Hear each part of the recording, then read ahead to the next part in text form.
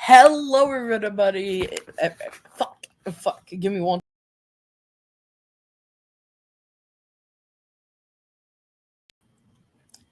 Hello, everybody. It is I, Zach Productions, and welcome to Blender Basics. This is going to be a streaming series where I teach Blender, which is something I've been planning on doing for a while. Today, we are learning about UI and keyframes. So I'm gonna be teaching you how to use that properly and fully. So let's get into it. We're gonna start with the UI. Pretty much, you got everything you practically ever needed. We're going to start off with this, the select box. This lets you select everything in the scene with just a simple drag of a mouse. Plain simple. And by pressing W, you can switch to multiple different options, like this one where you hover over the thing while clicking, while holding down your mouse. You can grab multiple different things at once. Next is one I try to avoid using, but basically it allows you to select multiple things, but you can move your mouse wherever it wants, and it will select what's in that region. So let's move the cube over here, and the camera down here. Pretty much, if you want to, you can select one big thing. It's pretty much the same as the regular box, but you can select more. Last is just this. You can just grab the object and move it. Simple. Next up is this. This right here is the cursor. This will change where the thing in the middle is. You see the freaking thing that looks like a boy? Basically, clicking wherever changes that position.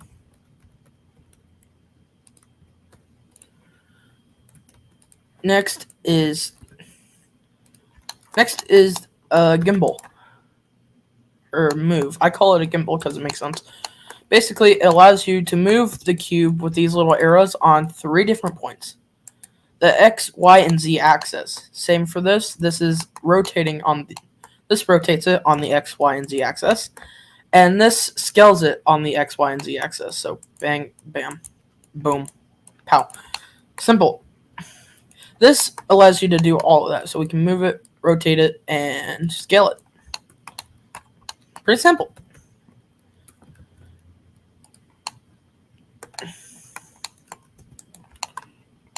Next up is the annotate feature, which allows you to, I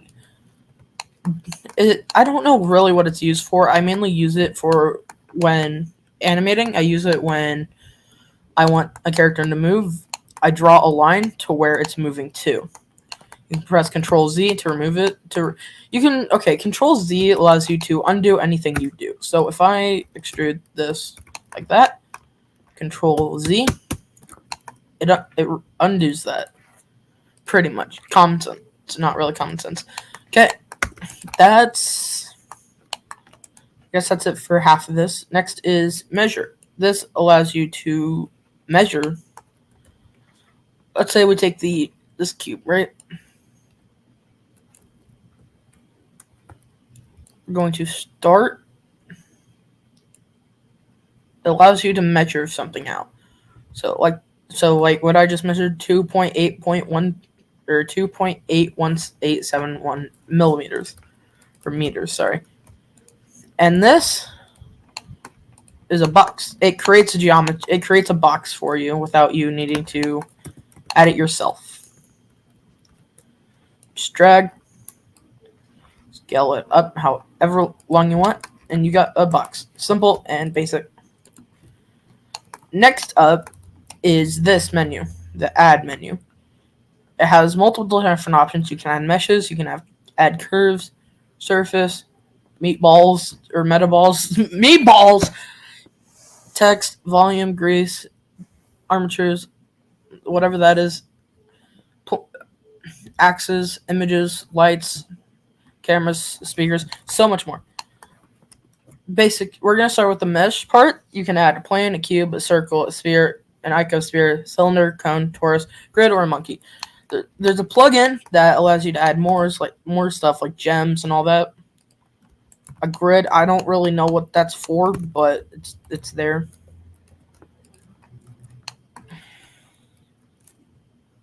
Okay, ignore these two down here. These are Minecraft things. We're gonna ignore those for now. We'll get more into this UI here in a minute, but right now we're going to talk about what's over here. This is a bunch of stuff used for materials and rendering.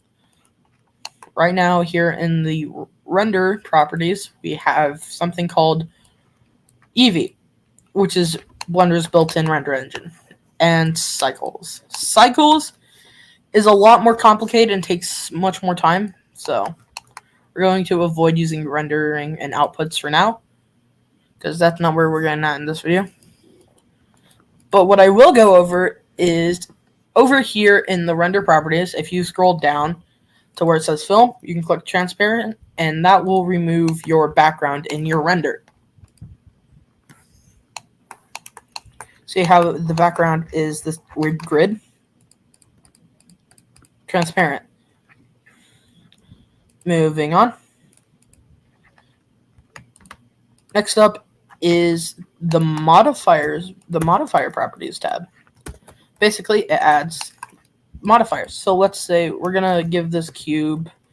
Let's say we want to turn this cube into a sphere. We're gonna go here, generate to subdivision surface. Sphere. There's so much more, like, for physics. I've done some physics animations before. We're not going to delve into those. Got deforms. Generate. Build, I still don't fully understand. You got array, which adds more of the object on. And when you press tab, allows you to control control every single object. It's pretty cool, and I like it.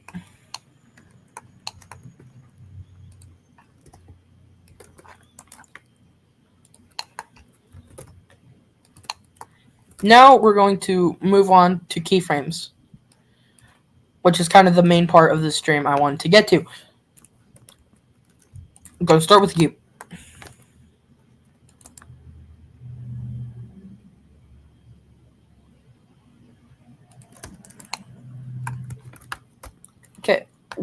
Okay, there's two ways you can do keyframes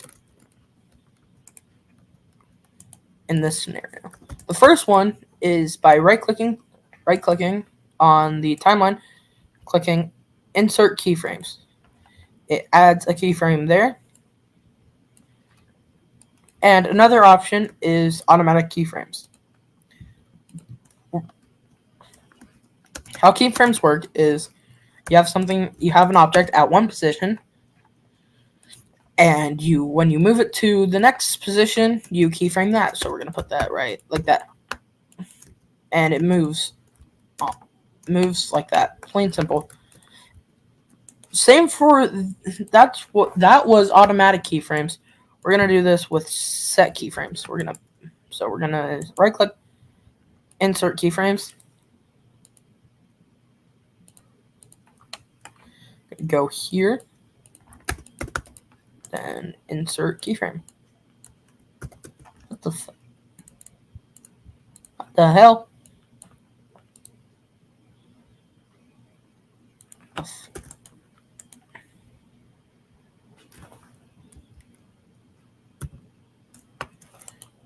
Oh, I'm stupid. Okay. Friggin' I is to set keyframes. Okay, so what we're going to do is we're going to set a keyframe here. Go to frame 40 and set a keyframe here. Yeah, and it works. Plain simple. I always use automatic keyframes because I think it's easier and I don't have to set keyframes for every individual frame.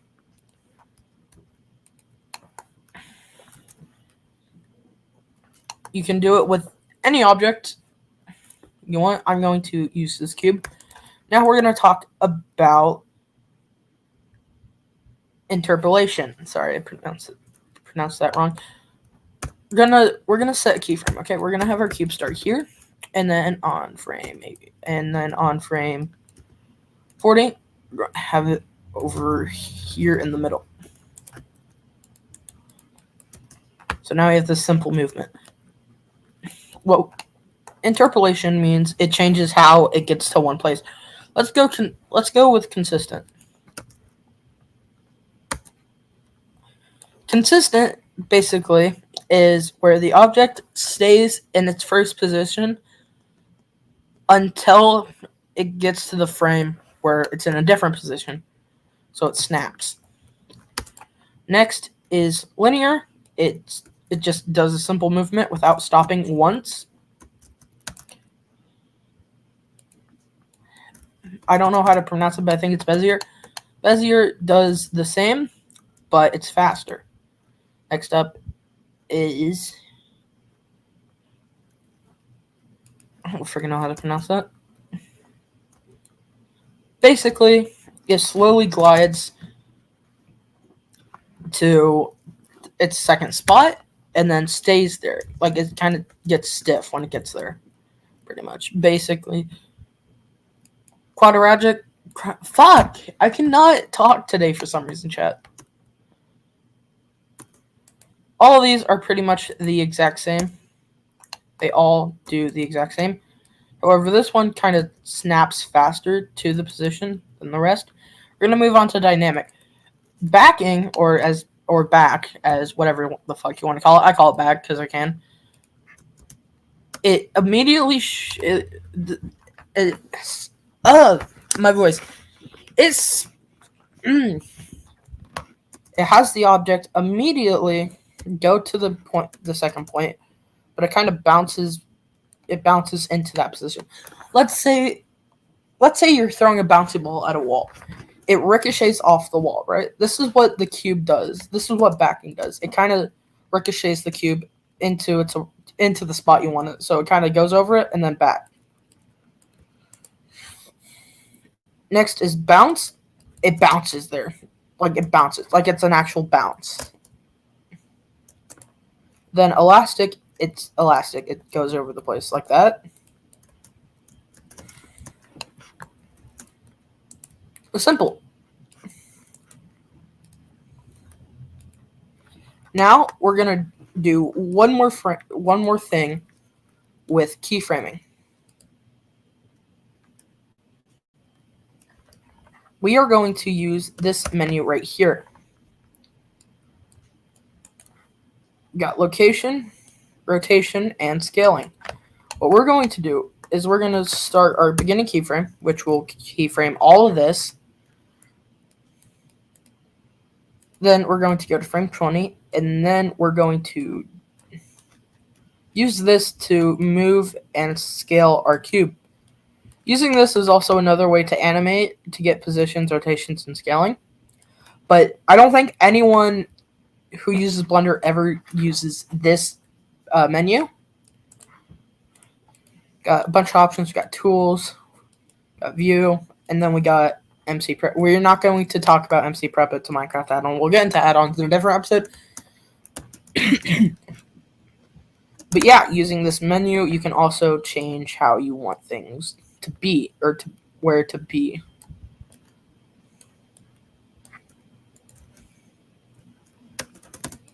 Simple. And I think that's where we're going to end off on today's episode of Blender Basics.